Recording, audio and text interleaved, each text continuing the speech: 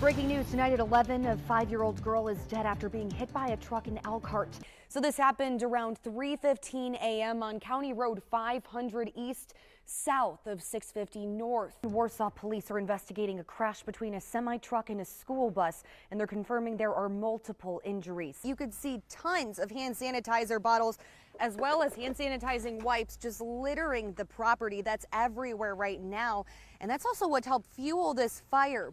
And new details this morning in the mass shooting at Michigan State University that killed 3 students and critically wounded 5 others. Teacher turnover is happening in schools throughout our area, and district leaders say it's not about the money. And this year is projected to be one of the most severe flu seasons in recent years, according to local doctors. Slick roads out there.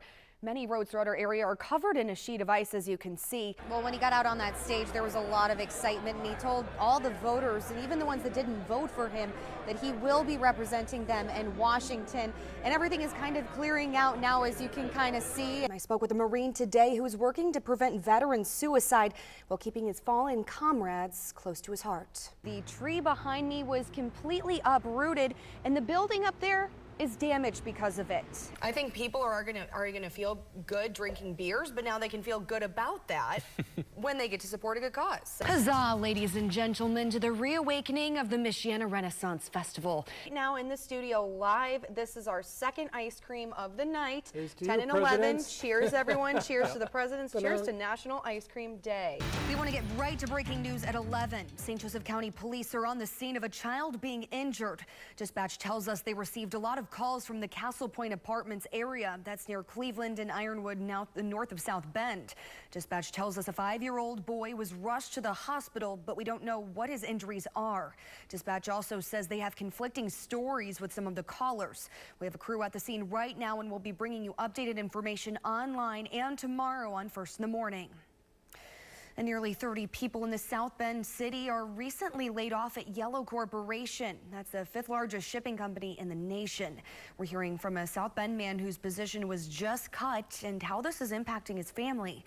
The Indiana Court of Appeals supporting the 70-year prison sentence of a LaPorte County man convicted of murdering his 4-year-old son in October 2021. Alan Morgan was handed the sentence in November after pleading guilty to killing and abusing Judah Morgan over potty training. In his appeal, Morgan claimed the trial court abused its discretion because he felt his sentence was inappropriate. The appeals judge disagreed. Morgan will be in his 80s by the time he's eligible for parole.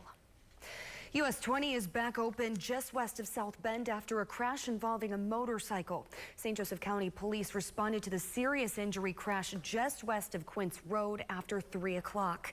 FACT was called in to help investigate, but we have not been given any information on injuries. Dispatch did tell us a motorcycle and SUV were involved.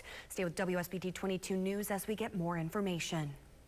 And a chance to remember a man who helped lead a local fire department for years. A service and procession was held this afternoon for Fire Chief Norm Crocker. He died back in June. Crocker started as a volunteer with the Harris Township Fire Department in 1959 and served on the department for 35 years.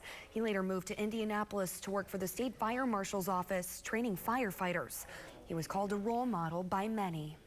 A new state prison is coming to LaPorte County. The Indiana Department of Corrections says work will start soon on a new facility in Westville. This will be the largest in the state and hold about 4,200 inmates. Lawmakers approved $1.2 billion for the project. Advocates hope this will help deal with overcrowding and outdated facilities. The DOC says project designs and plans are being finalized. That could include incorporating some of the current prison into the new one. The work is expected to take up to 4 years.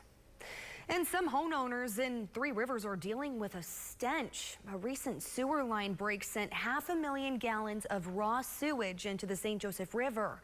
Nancy and Carrie Snyder say that led to sewage bubbling up into their basement. The Three Rivers city manager says those impacted need to make a claim with the city's insurance company.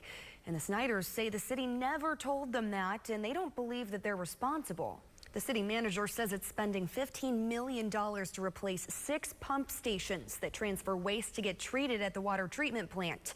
He says the spill happened during that project. And a new report is giving us a better idea of what caused a deadly Osprey crash in California. The Marine Corps attributes the crash to a, quote, unpreventable and unanticipated mechanical failure. It cites a specific issue with the clutch. The report ruled out weather or external factors. It concluded no disciplinary action should be taken. The Osprey crashed in a remote area about 100 miles east of San Diego a little more than a year ago, killing 5 Marines. Police killed a suspect after they say he stabbed 4 people. Maryland police are calling it an unprovoked attack. The first person was stabbed just after 10:30 this morning at a thrift shop that's just northwest of Washington, D.C. When officers arrived, they found the victim. Then they received another call about 2 women being stabbed at a yard sale. They were able to tell the officers where the suspect went, and police say the man walked out of a wooded area and confronted police, leading to the shooting. And Mexican police are searching for a man they say set a bar on fire, killing 11 people. Video of the scene shows a roaring fire coming out the windows as people tried to escape. It happened about 1:30 this morning, just across the border from Yuma, Arizona. Police say the man threw what looked like a Molotov cocktail into the building minutes after being kicked out. 4 others were injured. Israeli Prime Minister is in the hospital for major surgery. He announced a few hours ago he'll get a pacemaker, but he vowed to press ahead with his controversial judicial overhaul plan. The prime minister says he had a device implanted a week ago and it went off today, meaning he needs the pacemaker. He said it has to be done tonight. He says the doctors told him he should be able to continue working tomorrow. There will soon be a new national monument to honor Emmett Till. He's the black teenager kidnapped, tortured, and then lynched in Mississippi in 1955. Many say his murder helped galvanize the civil rights movement. President Biden is expected to announce the monument on Tuesday, what would have been Till's 82nd birthday. It'll include sites in Chicago and Mississippi. Racing is back in South Bend, but not with professional drivers. Next on WSBT 22 News at 11. What has these guys driving and having so much fun? And the sun is set on another Saturday as some of you guys are seeing some rain move in. Later, Lynette has a look at those storms and the heat following them.